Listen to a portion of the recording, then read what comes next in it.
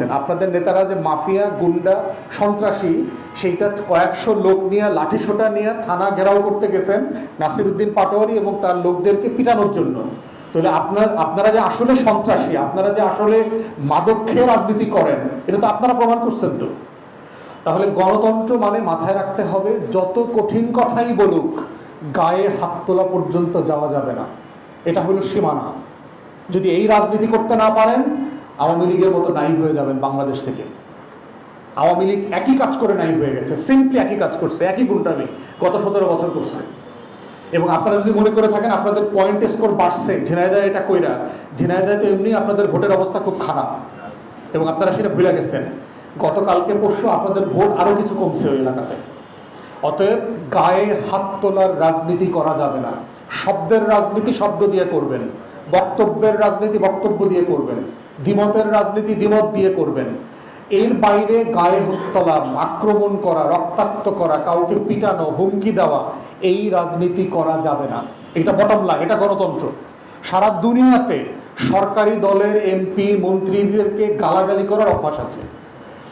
ইংল্যান্ডে একটা পার্ক আছে, হাইড পার্ক। এই হাইড পার্কে স্পিকার্স কর্নার নামে একটা জায়গা দেওয়া সরকার করে দিয়েছে, সরকারকে প্রতিদিন গালি দেওয়ার জন্য। এই জায়গাটা সরকারই করে দিচ্ছে যে আমাকে যারা অপছন্দ করবে প্রত্যেক দিন আইসা গালি দিবে, এবং ওখানে পুলিশ দেওয়া আছে যারা গালি দিবে তাদের নিরাপত্তা দেওয়ার জন্য। এটা হলো গণতন্ত্র। আপনারা ডিসাইড করতে হবে যে আপনারা কি আওয়ামী ফ্যাসিবাদের রাজনীতি করবেন না গণ অভ্যুত্থানের পরে গণতন্ত্রের রাজনীতি করবেন। গণতন্ত্রের রাজনীতি মানে হচ্ছে কোনোদিন কখনো গায়ে হাত তোলার রাজনীতি করা যাবে না। মুখ দিয়ে যা পারেন করবেন, বক্তব্য দিয়ে করবেন, রাজপথে করেন, মিছিল মিটিং করেন, সভা সমাবেশ করেন, মানববন্ধন করেন, নাসিরউদ্দিন পাটোয়ারির আপনি বিচার চান, যা যা করা দরকার সবকিছু করেন, কিন্তু গায়ে হাত তোলার রাজনীতি করা যাবে না। এবং করে নাসিরউদ্দিন পাটোয়ারিকে আপনারা আরো বিখ্যাত বানাইছেন। তাকে আপনারা ঘৃণা প্রকাশ করতে গিয়ে জনগণের মধ্যে তাকে আরো বেশি আপনি পপুলার করে দিয়েছেন, কারণ সে যা বলেছে সেটা আপনারা সত্য প্রমাণিত করেছেন। অতএব সেই জায়গায় আমরা বোধ করছি যে এই রাজনীতি সারা বাংলাদেশে যেগুলো চলছে, মহল্লায়, প্রত্যেকটা এলাকায়, পাড়ায় বিএনপির চাঁদাবাজি, গুন্ডামি, মাস্তানি, মাফিয়াতন্ত্র সব এলাকায় চলতেছে, সারা দেশে চলতেছে। এগুলো বন্ধ হওয়া দরকার। রাজনীতি করতে হবে গণতন্ত্রের পথে। জীবন অবাক না করলে কে করবে? 28% মিল্ক ফ্যাটের অবাক করার সাথে ফ্রেশ মিল্ক পাউডার। জীবন অবাক করুক প্রতিদিন।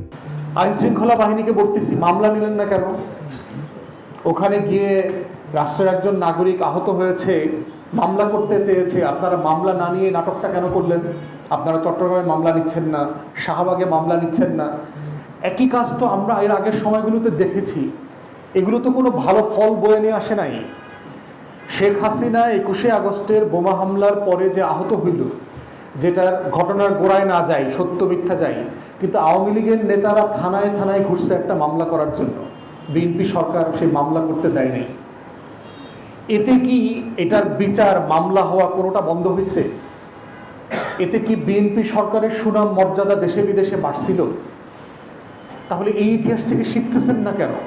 গত 17-18 বছর আওয়ামী লীগ যে এই একই কাজগুলো করছে, সেই কাজগুলো কেন আপনারা করতে দিচ্ছেন এখনো পুলিশকে? পুলিশ কিন্তু চলে যাবে না, মাথায় রাখবেন। ওই একই পুলিশ কিন্তু এখনো আছে, অল্প কজন জেলে পলাইছে, অধিকাংশ আওয়ামী জমানার পুলিশ কিন্তু রয়ে গেছে। আওয়ামী লীগের নেতারা পালাইছে, পালাইতে হবে কিন্তু আপনাদেরকে। পুলিশ কিন্তু পালাবে না, মাথায় রাখেন। অতএব পুলিশকে এইরকম দায়িত্বহীন আচরণ করতে অ্যালাউ করবেন না। যেটা আইনের মধ্যে পড়ে তাকে সেটা করতে বাধ্য করতে হবে। সে আইনের বাইরে